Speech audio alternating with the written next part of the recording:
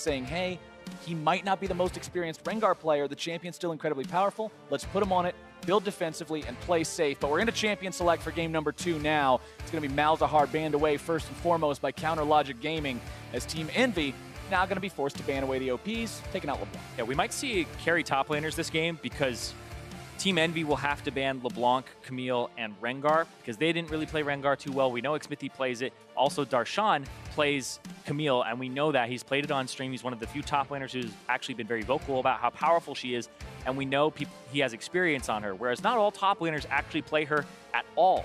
It's banned in scrims all the time, and it's also banned in solo queue, so it's hard to get practice on this champion. When pretty much everybody agrees that a champion is incredibly strong, it's likely going to be nerfed soon, sometimes you do see players just kind of push it off to the side, say, look, we know it's going to be banned 99% of the time. Let's just practice on the stuff we are going to get to play. Yeah. So you can't risk giving away Camille to somebody who is trained in the art of Camille, or you're going to be having a very, very rough game. EnVy realizes that. They take her off the board, and it's going to be Ryze and Elise removed by Counter Logic Gaming. They know that Ninja is actually comfortable on Elise. It's a champion that he's very familiar with. There's the Rengar, Camille, and LeBlanc, so we may see the Kazakhs picked up first pick here if they want it for Darshan, or for Xmithie, sorry. And Ninja, on the other hand, may have to play something like Olaf or Lee Sin a little bit further down from the tier list if they do go for the Kazakhs. And Kazakhs and Lee Sin is a good matchup. And like you talked about just a couple of moments ago, in game number 1, we saw Jayce banned, we saw Fiora banned, we saw targeted bans toward these carries that Darshan likes to play. In this game, we're not going to be seeing those, but CLG still going to be starting off, locking in the Ashe again for Stixxay. All right, so the Ashe comes through without any AD carry pinch at all. So Team EnVy, they can wait to take the Varus or take it now if they want to hide it, but the Zyra is what you would expect since the Malzahar is banned. First pick on blue side, quite surprising that they would take the Ashe and prioritize it that highly. It's actually quite odd, but there's the Lee Sin for Ninja. Ninja going to be picking up that staple jungler, just one of the most known elements in all competitive League of Legends for I don't know how many seasons now, as Seraph goes ahead, grabs that Zyra, like we talked about last game, a top tier support right now, always going to be contested when it's up. Yeah, Zyra, you have to pick Misfortune into it.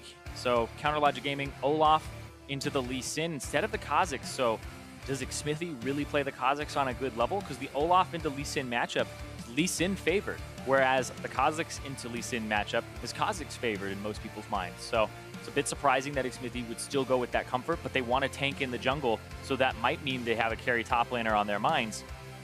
Right here, may take the Misfortune so that they have the counter to the Zyra and a good strong lane in the bot lane once again. And that was a good move from Team EnVy, right? They put CLG in a spot where they're kind of forced to pick. Do you want Misfortune, or are you going to risk having some of Darshan's carry top laners banned away again? Misfortune is going to be the pick for these guys, really wanting to prioritize that good pick against the Zyra in the bottom lane, as Alex each now hovering the Varus to deal with that Ashe. And it's what you talked about earlier too. These 3 top tier AD carries, you got to get them early because they're going to go fast. Exactly. First round in terms of what people pick up, support, AD carry, jungler, unless there's something really powerful on the table, or there's been a pinch in the bans, and there hasn't really been anything heavily pinched besides support with the Malzahar ban and the jungle with 2 bans being thrown that way. But right now, if you don't pick your AD carry as that 3rd slot for EnVy, the bans from Counter Logic Gaming would most likely be Varus and Jhin. So then you have no utility AD carries left.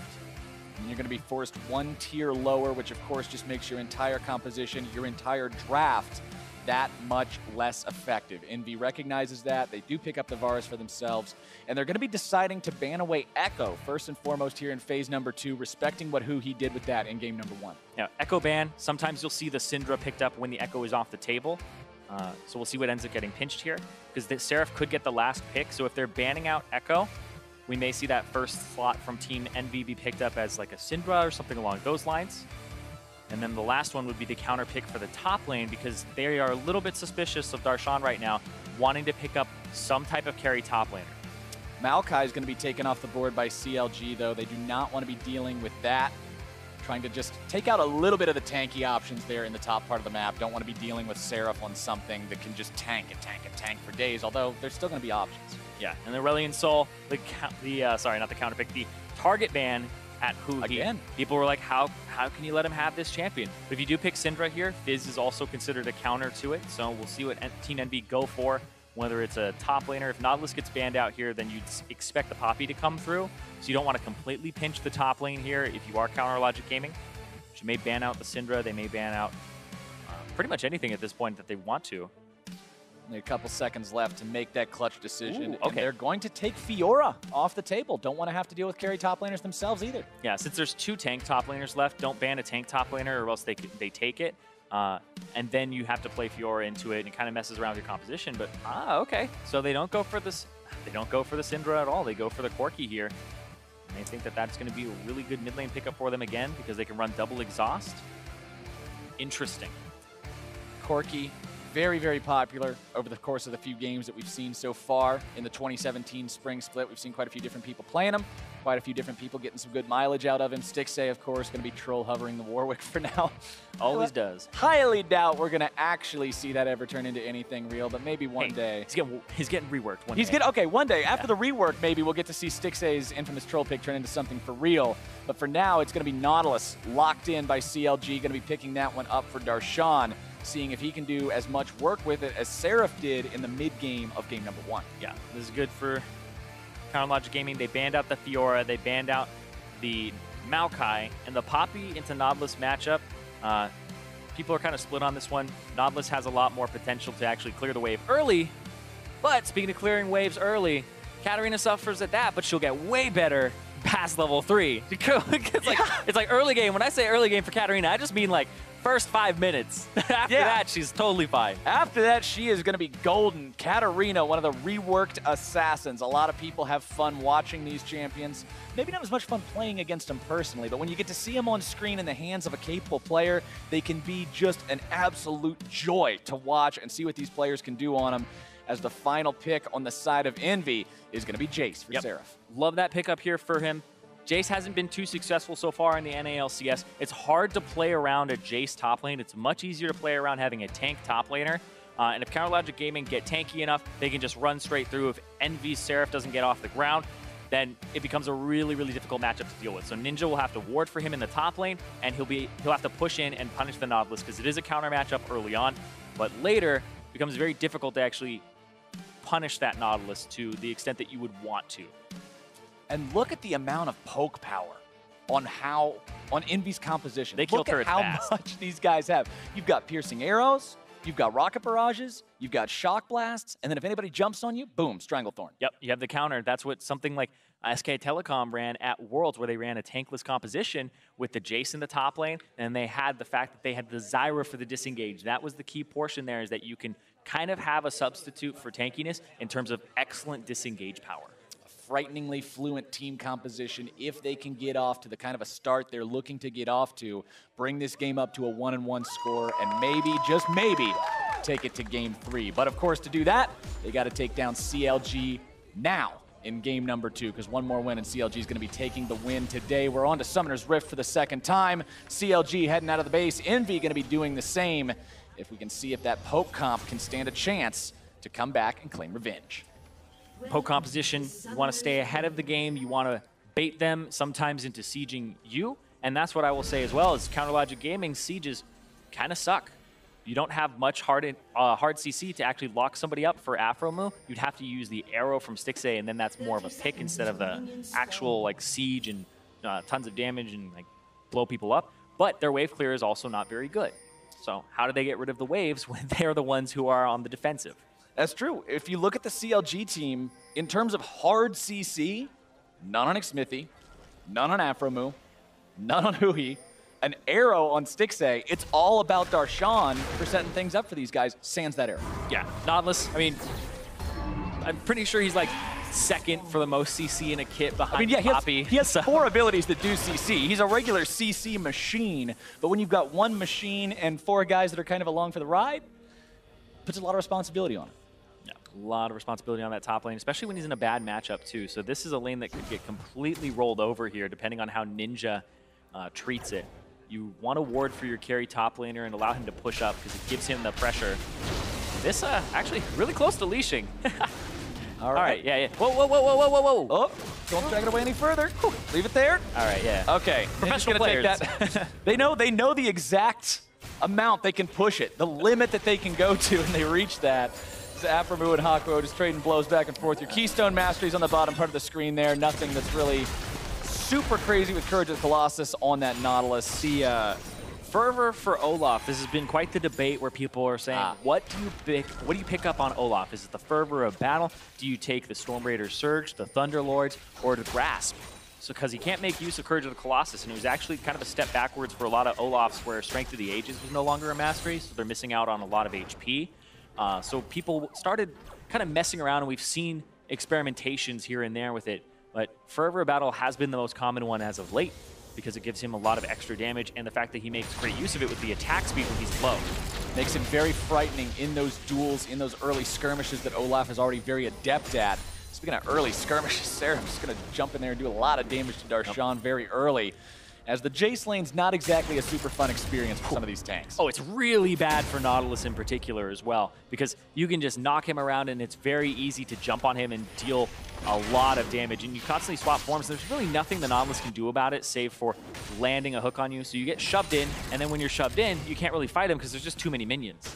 Yeah, Darshan's got to deal with, what is this, 1.5 waves of minions right now, as Seraph is going to be poking him with Shock Blasts and auto attacks the entire time he's trying to farm. It's going to be a little bit of a rough life, but hopefully for Darshan and CLG's sake, he can do his best, keep up in terms of farm without just falling too crazily far behind, as Xmithie going to be working his way up towards this top part of the map, takes the Blast Cone Express. Yeah, they know that there's a ward in the river, so Xmithie's going to come through, hug the right wall when he's going to gank. Things coming out from Envy. They know that Xmithie's probably hanging around the area. Xmithie trying to decide which way he wants to go around this, but he ends up just hanging around a little bit too long. Seraph's obviously very cautious here, backing himself away, going to be walking right into the CLG jungler. Nice. Undertow doesn't find its mark, and now Seraph's going to return some damage onto him and get away scot-free. Really, really well played there as well from Seraph, because previously, you push too far up, you get punished, and then you have to pull your mid laner up, and he's a little bit late. Ninja, on the other hand, going to use the Blast Cone to go over and try to avoid Tri-Brush wards, if there are any. And he actually was doing a little bit of counter jungling. Stealing away what he can from Xmithie for the time being. Both of these mid laners, not exactly a juicy gank target for either one of the junglers. Both have plenty of mobility to get themselves out of any sticky situations that they might be finding themselves in. So Ninja just going to be heading back into friendly territory, farming up what he can, as Xmithie going to be making a return trip here into top lane. Darshan looking to start things off. Undertows, where are they at? First blood, Xmithie. Yeah, the Jayce let the wave get pushed in on him. He didn't have Ninja in the area. That's the problem there. That's the difference between experienced junglers. As you can see, Xmithie hits level 4 off of his route, comes top lane, and he's completely fine, actually, quote-unquote, wasting his time. Top lane making a failed gank and then coming back.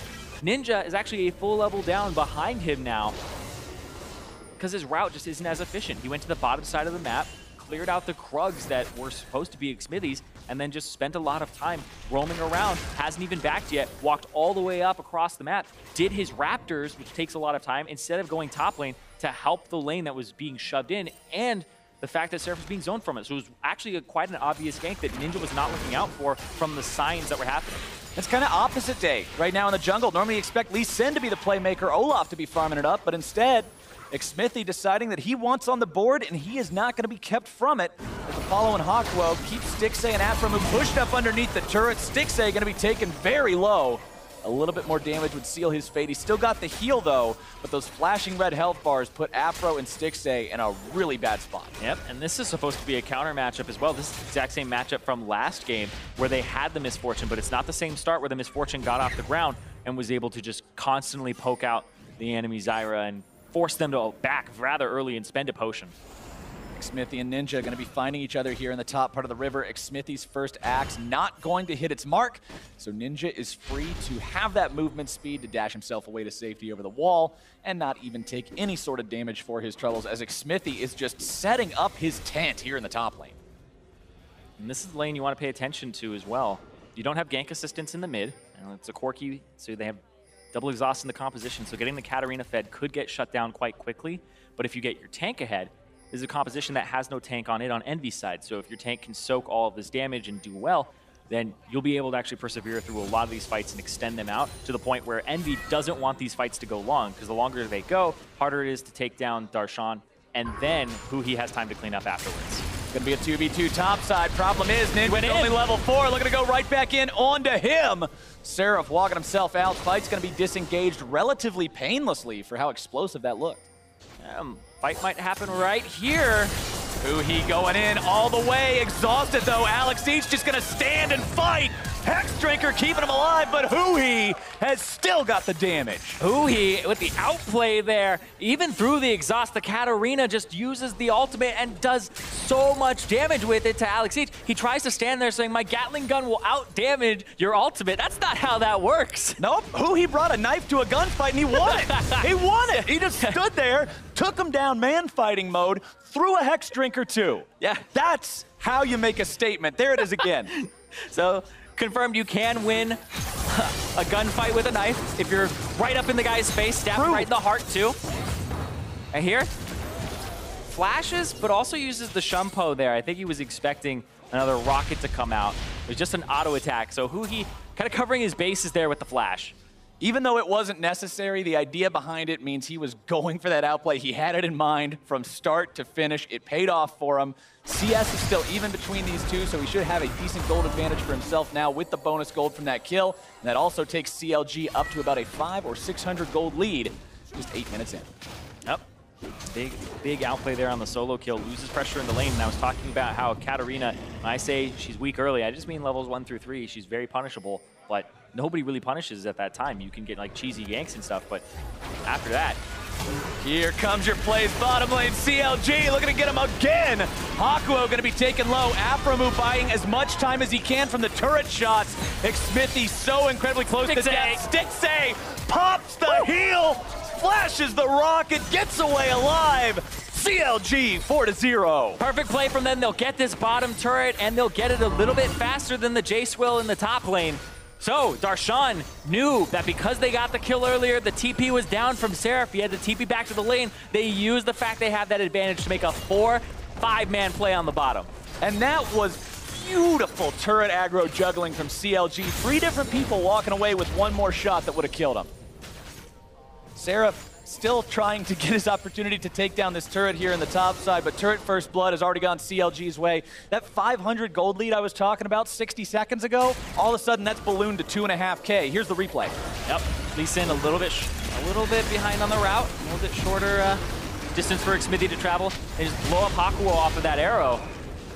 And almost kills Xmithie. Oh, man. The Varus arrow almost picking up kills there. The rocket almost picking up kills there as well. So close for Envy to pick up even more. But CLG get everything. When I say even more, correction, they got nothing. Yeah, it was a story of close, but no dice. Envy, that's such a heartbreaker every time that happens. So many spells coming so close to grabbing you a kill, but you just don't end up getting anything instead. Aphromoo now pushing up into enemy territory, throwing down vision left, right, and center, just trying to keep an eye on these guys wherever they're going to be. Because now that they've claimed turret first blood, it's time for the CLG rotation machine to kick into full gear. Yep, and they want to keep AlexEach versus Huhi in the mid lane, so they don't actually want to pull him up just yet, because Alex is 2 levels down at the moment, and Huhi just has a large advantage in this lane, especially in terms of items. He has burst and he has stacks, so Huhi can now roam with complete agency, and he can also just take over this mid lane. So instead of bringing your, what we had seen previously, where you kill the bottom turret, then you bring your AD carrying support mid, because they don't have a TP mid laner anymore that can go to the side lane, you keep your mid laner mid, and you just go top. AlexEach clearing away some waves, staying as safe as he can the whole time he's doing it. Cinder Hulk with the challenging smite completed for Xmithie. While over on Ninja's side, going for the Tracker's Knife instead for a little bit of extra vision control there in the jungle as he moves around. Warrior Enchantment not yet completed. Although he's out farming his opponent, it's Xmithie, the one who's contributed to 3 different kills so far as the arrow topside makes a nice field goal. Throwing them out on cooldown, attempting to actually land them and pick up kills, because it did previously. Ninja, though, in the jungle, trying to make some kind of a play onto Aphromoo, who's going to be taking a defensive flash out. Xmithie popping the Ragnarok, getting himself away as well. Stranglethorn's not going to be finding anyone so far. Bullet time! Zoning away the follow-up, but Xmithie is still so low. Damage comes through, and Apollo is going to be taking the Katarina? Envy had more people in the fight so far, but Seraph's going to be popped. Huhi exhausted and destroyed. Envy 2 for 1. And they're going to try to actually push them in a little bit further here. Darshan has been walking the whole way up, and now he's just going to shove in the mid lane, try to get a little bit more damage on this turret and a little bit more priority. But as soon as they see that, it's like Darshan doesn't have teleport. You can land spells here. You can actually get kills. Aphromoo. Oh, this is bad positioning for CLG. 2 more in the dirt. Envy making plays. Yep, that is just a lack of coordination because Darshan went back to middle. He shows Envy know they have a numbers advantage on this part of the map, and then they just make a play. So either CLG's bottom lane needed to pull back or Darshan needed to go top and tell them that he was doing that. And watch CLG start this fight in this weekend. Starts off with Envy getting a little bit punished for Ninja's positioning. Good ultimate there as well from Hakuho, but Xmithie has to run away. Seraph with a teleport. Flashes out of the bullet time, and the exhaust is used on him as well. So Xmithie afterward got covered by a Q there too. So if he had backed up, Lee Sin would have just hit him with a Q there. Huhi comes in, picks up the kill and finalizes it, but the kickback from Ninja hadn't used the Dragon's Rage previously, was saving it for when the Katarina comes in to interrupt the ultimate. And this is just too far forward, and they didn't think this would happen. The arrow chunks out Stixxay, and then Ninja, easy Q, easy pickup, and then the exhaust on the Stixxay there might have been unnecessary, but Stixxay does hold his heel. And you know, you talked about it in Champion Select for game number 1, but when you're running this Corki and you've got the double exhausts, especially versus something like a Katarina, it just feels so good. Yep, we've seen this before as well, where they've run exhausts. I believe it was against Bjergsen's Katarina in TSM C9. They actually ran double exhaust against it. So when there's a Katarina in the game, double exhaust is king. Darshan gonna be caught out. Ninja and Seraph trying to burn him down if they can. Flash over the wall to the skies, not finding the damage. Darshan trying to keep Ninja slowed, goes back and tries to stop the resonating strike. Instead does it too early. Stixxay's gonna be bursted. Apollo! One more auto attack, he's got it. Aphromoo now in full retreat. 1 versus 2 is not a situation he's gonna have any sort of fun in. Piercing arrow won't find the mark. Who needs a double kill for the AD carry from Envy? That's a 2-on-2 as well, and then Envy with the pick. The siege is a bait there. They end up getting them with the chain of corruption, and Stixxay, he can't do anything at that point. Don't believe he had arrow back up just yet, but still Apollo just flashes forward, and Hakuho's ultimate to cover to make sure that there isn't a counter available, and Aphromoo can't use bullet time when he's on top of it. It gets instantly interrupted. And you know, it's happening earlier than it did last game, but it's still a similar kind of motion, a similar kind of momentum, where CLG starts off strong and then Envy takes over. Here's what happened to Darshan bottom side against Ninja and Seraph. Darshan just too far forward. He's pulling a Seraph here, where he's just way too far out. No Blast Cone available. I know the plant, it's sprouting. You're waiting for it, but it's not there just yet. And a little correction here, because Stixxay does have arrow, so Apollo flashes forward. Actually, he got him. Okay, so what actually happened there was Apollo flashed the E from Ashe. He threw out an E on the Project Ashe. It looks like the arrow. A little bit like the arrow in point Not as blank. much as it used to. So he got him. He's like, all right, blow your flash for my E. So he'll have the arrow up next time, possibly for a pick onto Apollo if they want it. The mind games tossing out the hot shot. May have been a misclick as well, who knows? Who knows? We're gonna call it a mind game. We're gonna assume that that was the plan all along. Arrow comes down, Hakuho gonna be sunned up, Aphromoo taken down. Rampage for Apollo, Xmithie and Stixxay looking to make something happen. Stixxay killed instantly. Darshan makes his way into the fight, but what is he going to do? Huhi wants to come in and clean these guys up if he can. Darshan gonna be soaking the turret aggro, trying to provide some time. Ninja gonna be bursted a little bit more. He's got the reset. Darshan dropped. Huhi right back into the fight. Huhi making more plays. Double kill the mid laner. Xmithie making more damage. Here comes Alex. Package into the fight. 4 dead. Envy, they've got themselves a 3 for 4. And Envy take the lead again, and now they have priority on top and bottom.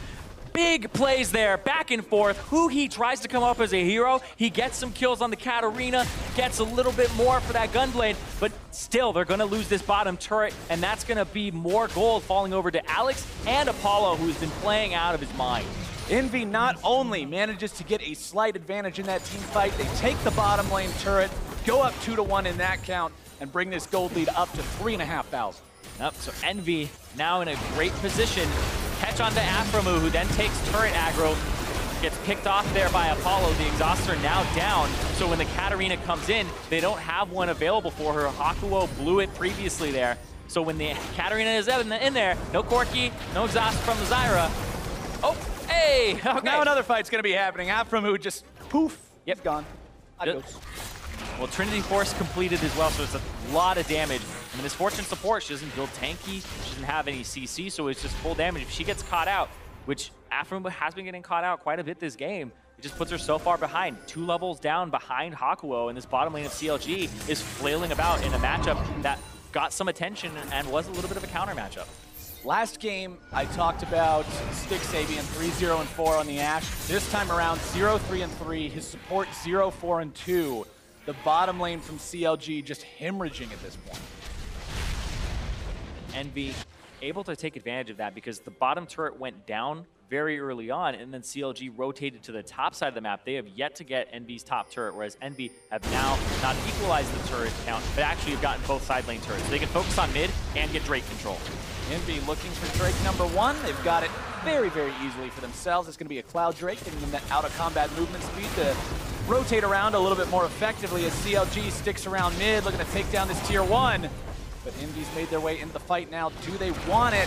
Oh, it looks like it's going to be Hakuho caught out. The arrow misses, though. Darshan going to be bursted. Apollo grabbing the kill. Ninja looking to make more happen. Huhi's going to be kicked. The damage comes through. The burst is there. Seraph's got him. 3 for 0. Seraph with a flash in, but that was the kickback from Ninja to set it up. He made sure that Huhi was picked off and thrown into the team, and that Katarina couldn't run rampant. EnVy with another fight win. Now going to be looking for another after-the-fact prize. They take the tier 1 in mid lane. They go up to a 3-1 turret advantage, a 5,500 gold lead, and this team looks strong in game 2. Yeah, explosive there. The fact that they were able to counter and kind of get rid of the fact that Alex had been solo killed by Huhi rather early on and cover that up and just play around the map and abuse Seraph, but also Ninja on this Lee Sin. I was expecting a Kha'Zix to come out. I wasn't expecting the Lee Sin to come out because the Olaf, well, for the fact that the Kha'Zix could be played into it would be really good, but Ninja seems comfortable on so kick flash there to throw Huhi into the team, and Seraph with the follow-up afterwards also gets a slow on Aphromoo there, I believe, so he's able to be picked up afterwards by Apollo. CLG has got to focus in right now and pick up the pieces if they want to stop this EnVy advantage from becoming bigger and bigger.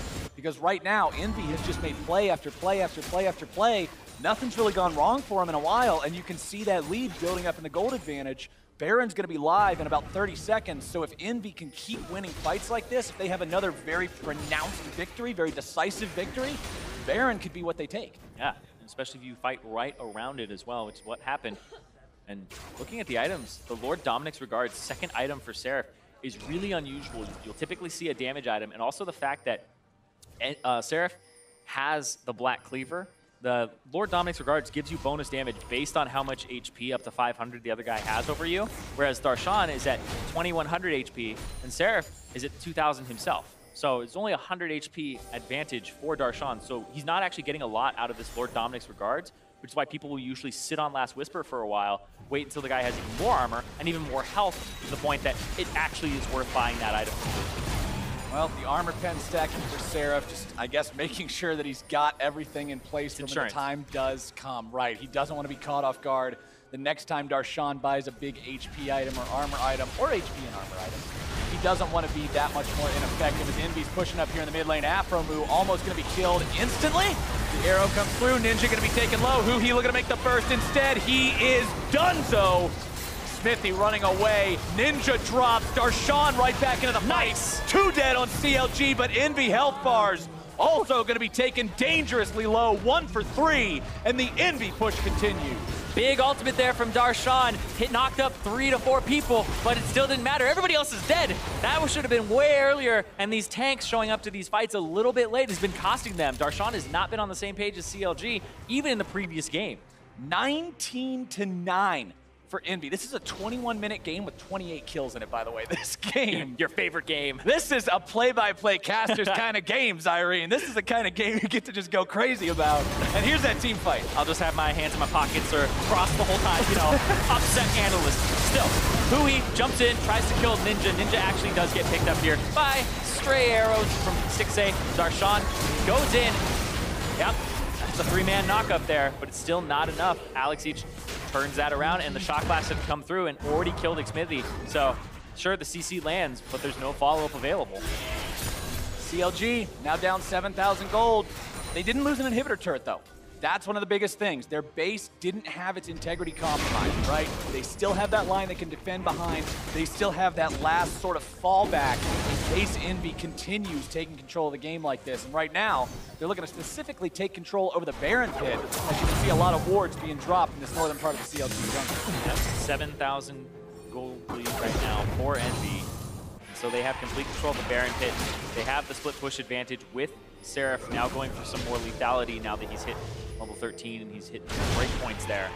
This could be quite big in the bottom lane as he tries to bully out Darshan. And Darshan will have to back up to get control of the map. So EnVy are just covering at all the options. They have Baron control, starve it out for a few minutes. If Alex doesn't get caught or blown up here.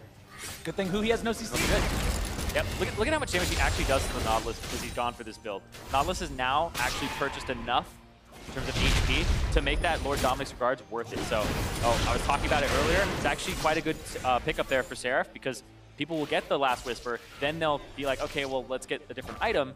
And then when the guy actually has the HP and the armor that it matters, they're like, I should have had Lord Dominic's Regards. Not because it was good then, because it would be good halfway between when I would be building another item. So it's actually really clever that he did that. That's kind of cool. Seraph really thinking ahead here, building that itemization path. It's a giant middle finger to a tank saying, you know what? Your items don't get to be effective. This is my game. We're playing how I want to play. And now the TP is going to be used, though. They're looking to make the fight on top of EnVy. Hakuho going to be caught out bullet time onto 2. Apollo's going to get run down. Huhi's got 1. Make it 2. Shutdown for Xmithie. Alex each on the run. Seraph and Ninja still going to be hanging around. CLG wants and needs a Baron from this if they can. Looking to run down Seraph instead. Doesn't want to risk anything too crazy. Seraph getting himself back to the tier 1 in time, but it's unlikely he'll have any sort of a defense.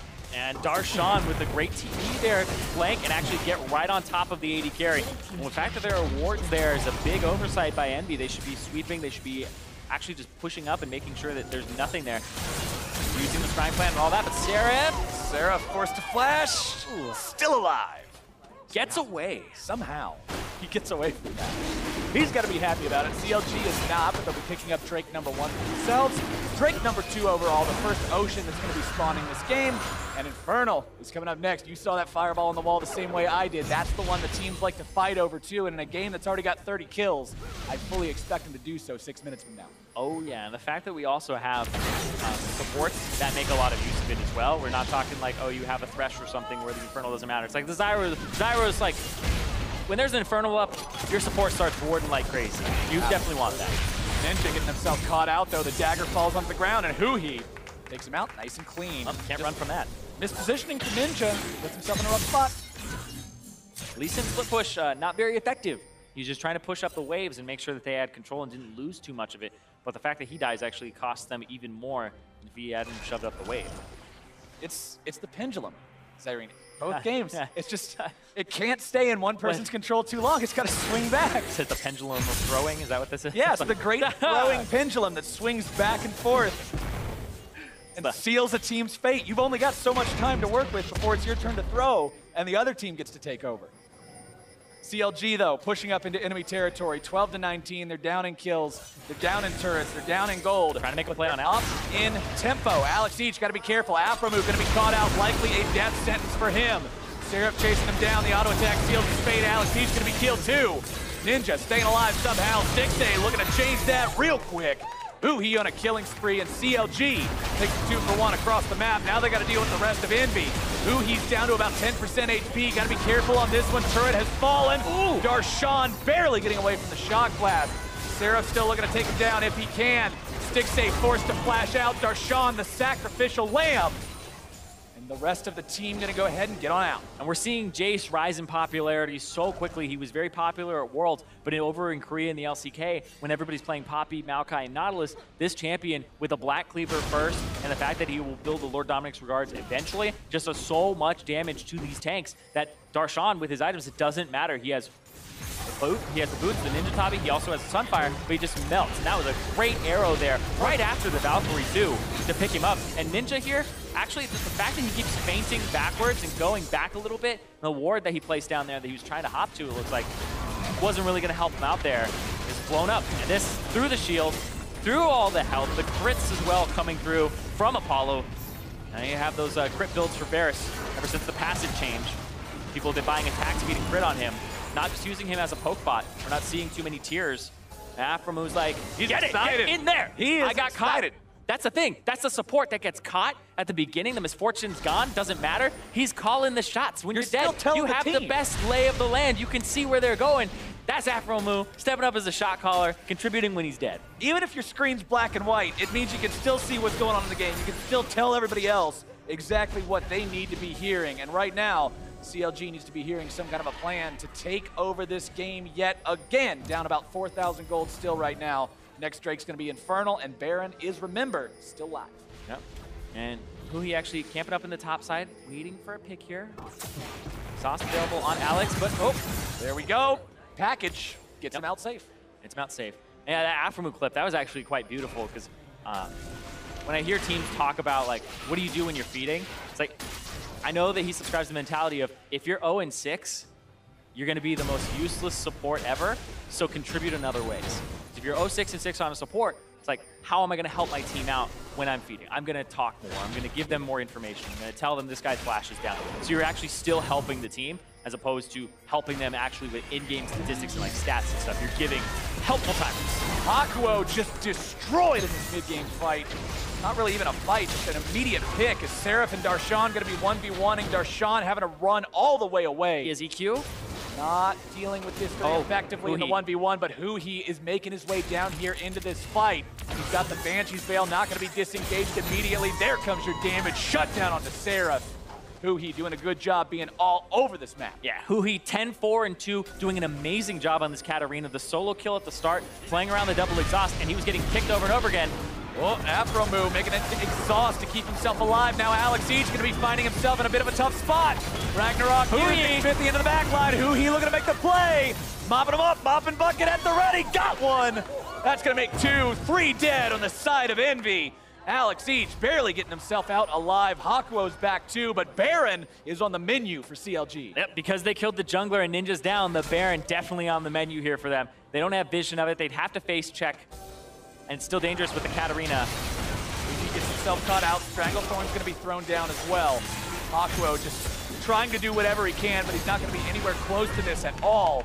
Blue team, CLG, they take down the Baron for the first time this game and put themselves in a great spot for the next few minutes. That Encounter Logic Gaming, it's even in gold, but they do have the Baron, like you said. So their Siege back online, but their Siege isn't that great. It's about the dive. They have the tank, they have the assassin. If they can actually pull that off, it'll be really good for them. The exhaust comes out right in time for Aphromoo to save himself from Ninja. And then if Huhi comes through, the exhaust was used on Xmithie, so now they have nothing, and you can't escape this Katarina up right in their faces. And then Alex is going to have to burn the summoners to actually get away. That volley looked like it was right on the very edge of the cone, too. Like, that was just the tip that got him, man. Envy, though. That's all you need sometimes. Now everything is back in control of CLG. Now they've got to play off the back foot. They've been the ones dishing it out for the past 10 minutes or so. Now they're the ones who have to take it instead. And we'll have to see how good they are in that defensive position. As CLG with their Baron buff going to be mounting up a split push. 3 people in the jungle right now. Stixxay pushing up the bottom lane along with Darshan. Still have 2 tier 2 turrets left to take before they reach that base. Yeah, they're going to want to do some damage to these turrets, but it's more the priority of can you get them low? Can you start a fight without Huhi, get everybody about half HP, and then Huhi will join in and play cleanup duty. So that's the threat that they're having to play around here. It's not so much the threat of CLG have great wave control or wave clear. Ooh, Stixxay, look at that health though, taken so low by a nice shock blast, and that's going to break the siege. Yeah, have to back off. Infernal Drake on the table, Stixxay rather low. This could be an Infernal Drake that you actually fight over as Envy because they're healthy. They don't have mana on Apollo though, so he's going to have to back, so that's actually what's going to stop them from coming up there. Stixxay vamping all the way back up to 100% HP off of that as well. That's the final Elemental Drake we're going to be seeing this game. A 2-to-1 count, CLG versus Envy. Elder Drake's going to be live a little bit after 37 minutes. As Aphromoo, man, these Shock Blast sandwiches are hurting everybody as they catch them in the mouth over and over and over again. Seraph with the tuned-in accuracy this game. Huhi looking to grab the kill onto Ninja, doesn't quite find it. Ninja getting himself away with that patented Lee Sin mobility as the bottom lane tier 2 again going to be suffering pressure from CLG, and they got it this time. And Seraph has about 300 attack damage right now. He's not one of the people who has Infernal. He's doing a lot, but the question is, can the team actually follow up on that? He's 70 CS up. He's doing a great job in the top lane, but the Huhi on this Katarina is just such a big threat to this tankless composition that has disengaged, but the Katarina is just all over the place now with the rework. Luden's Echo, Hextech Gunblade, Banshee's Veil working now on his Zhonya's Hourglass, and that's going to be huge. If he can go in and then drop that aggro, reset City. That's all he has to do is just get in, deal some damage, and then sometimes it'll be the follow-up where they're already half HP, and if you can use the Zhonyas, you have to be at the ready, pay attention to so many things at once, wait for the Katarina to come out, pay attention to where she might shumpo to, but also who else is there who's dealing damage, because you might get down to half HP during that Zhonyas, and then you're the next target for the Katarina. Really tough situation to find yourself put into, but it's going to be reality now as CLG has picked up that Hourglass for the mid laner. They got Guardian Angels on both top lane and jungle. Guardian Angel also up and running on Ninja for the time being. Mauve, Malmortius, and Rapid Fire Cannon both now completed on Alex each as well. He's had those for a little while. You can see the BF sword in his inventory that he's also working towards his next big attack damage item with. 6, 2, and 3, putting a lot of damage into Darshan, who's walking away, just absorbing all of it. GA is going to be popped. Arrow on to Ninja. Huhi! Bullet time comes out. 2 Guardian Angels going to be popped, 1 on each side. Xmithie just kind of runs back in, absorbs damage from the turret, and gets himself killed. Going to be walking away. GA brings him right back to life. It's going to be 2 GAs for 1 GA and a turret. Yeah, but that turret goes down, and that actually gives a little bit more gold over to CounterLogic Gaming here. 1,000 gold up for themselves, where it was dead even right after the Baron had worn off. And now, everybody kind of playing back, resetting, reset the map. EnVy have to place wards inside their own jungle, whereas CounterLogic Gaming get to have this line that's past the halfway point, even though they only have 1 tier 2 turret. CounterLogic Gaming slowly creeping into EnVy territory, further and further, just clawing their way up there, taking as much as they can along the way. The items I was kind of talking about earlier between the mid laners, you're also seeing a lot of money starting to flow into the AD carry coffers. Infinity Edge, Runeance Hurricane, Rapid Fire, all done for Stixxay, Essence Reaver, LDR, Phantom Dancer, and a Hex Drinker done for Apollo. Even though it's not going to stop a lot, he's still looking to kind of soften the blows from that Huhi all-in assassination. Yep, little, oh. Not minion used. Apollo trying to get himself away. Huhi really scaring the bejesus out of Hakuho there. Starts to channel the ultimate, if only for a split second. Takes him down to about half HP with that burst. As now Xmithie going to be running away with the Blast Cone yet again. CLG may not be finding a way to actually put a lot of damage into these turrets, but they're keeping EnVy stuck up in the base. Yep. Now this wave gets cleared out, and this is the issue, is that how do you actually deal with this? Now you have to pull EnVy out of their base, but they're not going to go too far unless they can pick Stixxay. And that'll be Seraph down, but Huhi exhausted. Oh, the Zhonya's, that's so good! That was a beautiful Zhonya's Hourglass. Stixxay's going to be killed first, though. Apollo going to be run down by Xmithie. Seraph falls, Apollo falls, Xmithie falls. Shutdown good for Alex each. Ninja hopping right back over the wall. 2 for 2. And Darshan taking a little bit more damage. Darshan got Alex. Oh my God, he's gone fishing and he's caught a big one. Shutdown good for Huhi. Gonna be picking up the double. CLG, this is your chance to shatter this base. There's been so much criticism of Huhi and his play previously where people were like, is he mechanically even good? You can't question it when he's on this Katarina or that Echo and he's outplaying people. That was just a stroke of genius there to go in. Knew that he would instantly get exhausted because that is the job that Alex each had, but that will exhaust. Just put it on the Katarina, make sure she can't do anything. Boom, Zhonya's instantly makes sure that it is worth nothing and then resets the fight. And now they rotate right down to bottom lane. They take down that turret as well. Poor Ninja's left alive, but all he can do is just stand there and look on as CLG says, you're gonna watch it, you're gonna like it. This is our inhibitor. See ya. So yeah, whether they like it or not, right here, Seraph gets arrowed, ultimate onto him as well, and Huhi with the brilliant resets there, whereas Xmithie's just putting pressure on Apollo. Xmithie was just keeping people busy on the left side, away from Huhi, and then Huhi just gets to walk up, and Darshan with the great hook here. Alex each walked up, and just that range is so far. That's through the Maw as well. That did so much damage. You see the Maw go off, but it's not helping Alex at all. Just awesome stuff from CLG. Now they got that mid lane inhibitor down. They got another one exposed in the bottom lane. One inhibitor turret left to crack is the story for these guys as Baron is live. Elder Drake gonna be live in about 10 seconds. A lot of different options for these guys. With control of the map, CounterLogic Gaming can set traps. They can make picks with the Ashe. And the arrow is back up. Right now, Seraph is kind of just looking around on the bottom side, staying a little bit hidden, but he's not accomplishing much right now. They're just trying to get control of the mid lane here for EnVy. Make sure that the Baron isn't being started. You look at all the control wards. Alex Each, this is not the guy who can afford to be caught out right now. EnVy backing themselves away, likely fully aware that one more really bad fight is the end of this game and this series. Yeah, Alex can play a little bit further up because he has the package, those golden missiles underneath him on the arcade skin. So he's sure that the ninja caught though. Gets himself away. Lee Sin's still mobile. Yep. EnVy's still fine. But man, these are a lot of nail biters. Yeah, and now this bush right here is just gonna be, it's gonna be everything. Like, you have to face check it if you're EnVy. Ninja gets caught. Oh, Ninja gonna be jumped on Chain of Corruption, not finding anyone. Huhi with a good sidestep onto that. Seraph's gonna be the target, has to flash over the wall, was gonna be isolated. Arrow over the wall too. Alex Each is caught. Tries to get himself away, but Huhi is shut down. Aphromoo is as well. Stixxay looking to make a move. Can't do it. 1 for 3. CLG's top laner trying to make the hero plays. Can't find it. Undertow is no good. Darshan with GA. A double kill onto Hakuho. Seraph and Ninja escaping a 3 for 3. Darshan lumbering and stomping towards his opponents.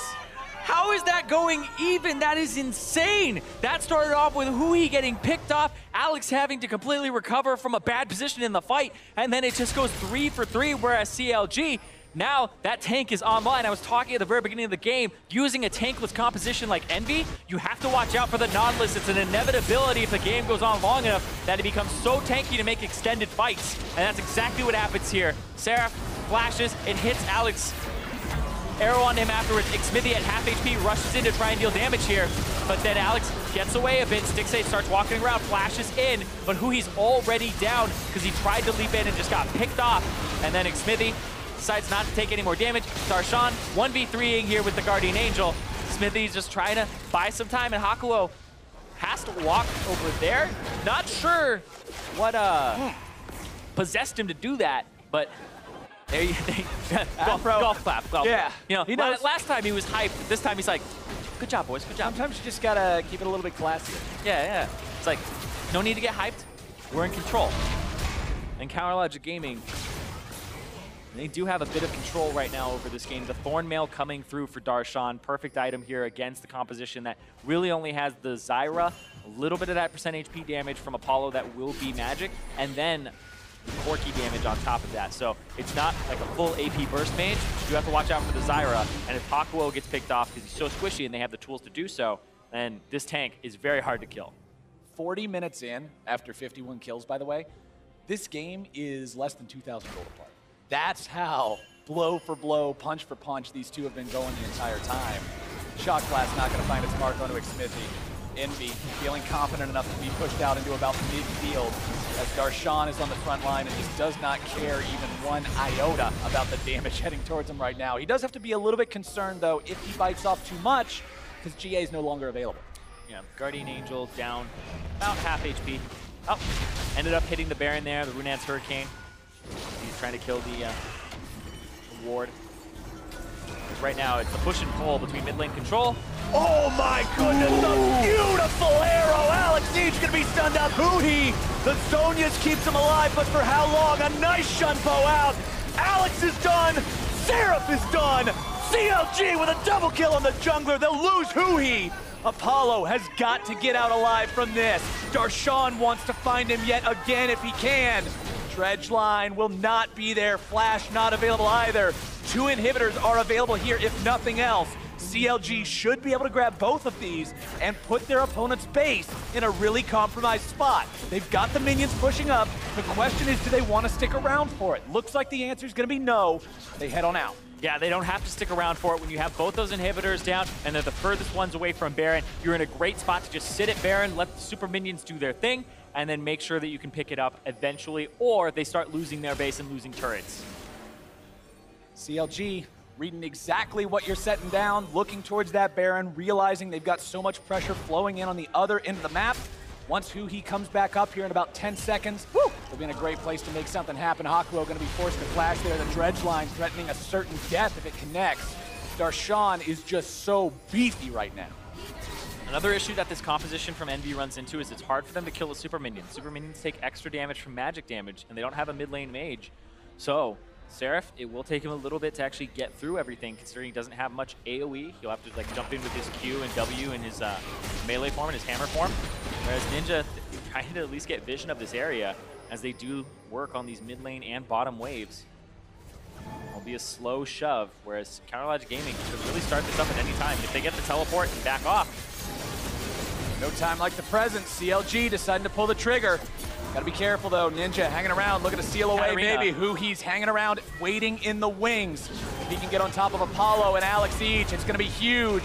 Baron's tentacle's gonna be knocking CLG up into the air. Huhi keeping himself safe. That ban should fail for now. Seraph gonna be stunned up. Huhi walking away from Alex. Package is ready to go. Darshan falling back. Bullet time gonna be covering the escape. Hakuho with some roots over the wall won't find their way onto Aphromoo, as CLG will be forced off the objective. Half HP on them as well, but that's the thing is now EnVy can't really do anything with that. They can't take the Baron as a response because the super minions are pushing into the base. Seraph is going to have to clear them out again. Another startup here. CLG, they got it down to about half. More piercing arrows going to be flying in. We talked about the poke potential on EnVy and how deadly that could be. Huhi tossing daggers back and forth, trying to buy himself some time. Darshan, though, doesn't want to lose this Guardian Angel for free for the second time. Baron's going to be disengaged. Huhi's trying to get a flank, but EnVy are actually doing a really good job of trying to scout that out. They thought Katarina might be in the bottom left bush earlier. Alex throws a rocket in there. It doesn't hit anything, but then Hakuho starts to check it as well. And then they eventually find the Katarina and the jig's up. So then Huhi goes all the way around. Has to go to the top side, but there's wards there. Huhi is full build now, by the way. Five items plus a boot fully completed. The Void Staff, the Hourglass, the Luden's Echo, the Gunblade. So much damage going to be coming out of this guy whenever he jumps into the mix. Yeah. The only other person on this map that is also full build that I'm noticing right now is you've got Apollo with all those items completed as well. Infinity Edge, Essence Reaver, all that good stuff. And Huhi's looking to make the moves on the Ninja. Takes him about halfway down, gets himself out instead. Doesn't want to be sticking around too long without the rest of the team there to provide that support. And the thing with Apollo's build is a lot of Varuses will actually go for having the Runaan's Hurricane so they can apply the Blighted Quiver to multiple people and get a lot of team fight damage, but he has to buy a Maw of Malmortis, so he also misses out on 100% crit as well as AoE damage, so he's not as impactful as he could be, but he's just trying to survive, just like Huhi. I mean, you're not going to have any impact if Huhi kills you in half of a second. That's what he's going to be keeping in mind as the Baron down about a quarter HP. Apollo going to be stunned up. They're going to make the plays if they can. Aphromoo dead first. Apollo looking to run. Alex each is done, but so is Stixxay. Huhi jumping right back in. Going to be able to grab the kill onto Apollo as well. Seraph trying to flee. Ninja blocking the path. Huhi. Sonya's up. Seraph looking to turn it right back around. Huhi. Seraph. He doesn't have the damage. Seraph. What in the world? He just has to avoid the E from Nautilus, and then he's able to actually pick him up afterwards. They're going to chase him down. EnVy turns this fight around. An ace from Jayce. And now they back. They're going to be able to pick up those super minions in their base, save their turrets, push them out, buy some more time, and this is going to be an even longer game than the last one. My mind is just blown by what Seraph pulled off in that fight. Apollo gets caught. Apollo gets caught. Then Aphromoo gets blown up. Alex each blows the exhaust really early. Stixxay flashes forward to try and get on Apollo. Then Apollo gets taken out. Now there's no exhaust for Huhi. It's a 2 for 2 at the start. Seraph uses the QSS a little bit early there is what it looked like, but it's very hard to actually QSS and get away from those abilities. But then Huhi jumps in, uses the Zonias because Seraph now has so much damage, and the Maw goes off, so he's actually healing himself for a lot when he's actually attacking. So now, able to pick it up. Ninja, all right. It's just a support misfortune, right? Nothing to really... Yeah, no big deal. Yeah, and then Xmithie comes in and ba-ba-ba-ba. Kaboom! All right. So after that last fight, I legitimately don't know how this game is going to end. Did you know how it was going to end before? Scripted? No. Got him. No, but this game could go either way. After that last fight, for the longest time, it looked like it was in CLG's control, right? It looked like it was just a matter of time as EnVy was being worn down. But after that fight, EnVy has shown that they have just as much win potential as CLG has right now. Yeah, when you have a tankless composition, I don't talk about a lot of the drawbacks from them because they're so evident and they're much harder to play around. And then on the other side of it though, but you have multiple threats. Now you have legitimately 4 threats on the side of EnVy, including Hakuho on support. And that's so many to deal with because you have an Ashe arrow, and that hits Apollo. AlexEach maybe gets targeted by like the Nautilus ultimate or something, but there's still Seraph, there's still Hakuho, there's still so much damage that comes out here that you have to deal with all of them. Whereas CLG, it's kind of a 2-threat composition with the Misfortune kind of bringing up the rear, doing a lot of damage with the bullet time, but then not so much afterwards. Plus, there's a Maw of Malmortius on Corki, on Varus, and on Jayce. All 3 of these guys are ready for Huhi. And they're ready for Elder Drake. This is going to be a trade. Elder Drake for Baron. Yep, Elder Drake that they can hope will actually allow Jayce to come in from the top side flank, maybe get some poke with the fact that they have this Elder Dragon. CLG falling back for now. AlexEach has package. He can't just go in there suicide crazy, though. Got to be real careful about this one. One fight, either way, could end the game. Baron versus Elder Drake. It's not a souped-up Elder Drake. Only going to be a 90 true damage burn. Huhi, Enchanted Cloud Drake. He's waiting. AlexEach going to be stunned up. Mercurial Scimitar getting him out of trouble. Yep, they have a decent amount of Mercurials now. 122 magic resistance for AlexEach. Whereas Huhi's off on the left side, and I love that we have no idea where he is because EnVy don't have any idea where he is either. EnVy just trying to be as aware of him as they can. There he is. Jumping back into the fight, looking to burn down Ninja, who gets himself back away over the wall as CLG is going to be enduring poke and poke and poke some more as EnVy sets up the siege. Look at all those plants. It just creates this impossible zone of control that CLG doesn't want to get anywhere close to.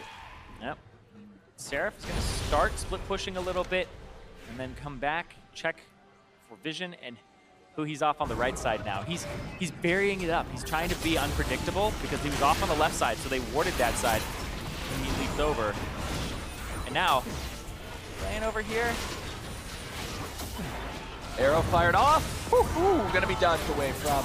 Aphromoo trying to escape. Gotta be careful though. Ninja looking to make kind of a move. Huhi 1v1 against Seraph. Popping the Zonias. Alone and stranded. Goodbye. Seraph unstoppable. He tried to make a play there. Got actually called out. Banshee's Veil is down. Then the kickback, the interruption. No way for Huhi to actually get out. And Seraph just had so much in terms of magic resistance.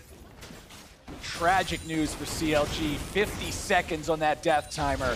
Seraph and the rest of EnVy still stacked with that Elder Drake. Seeing what else they can do with it. Trying to make the push here into the mid lane. Stranglethorn's going to be used. Stixxay with a beautiful kill onto Apollo. A double onto Hakuho. Dredge line on the Ninja. Stixxay. Damage just being funneled into these guys. Triple kill for the CLG AD carry. Darshan looking to make it 4. Arrow finds AlexEach. Where's the follow-up? Volley? Arrow going over? What? Blast cone, baby! 4 for Stixxay. And that's going to be the TP to the top lane from Darshan to try and get this turret. Been pushing, they have the Baron buff. They're going to try to break this inhibitor, but they have 3 inhibitors available. This could be the game. 50 seconds, this is huge. This could be the game. 30 seconds on the bottom lane from EnVy. Darshan and Afro are here. Stixxay and Xmithie going to be funneling in as well. Baron is still live. Seraph did a miracle before, but it's got to be an even greater one now. Nexus turret number 1, going to be taken low.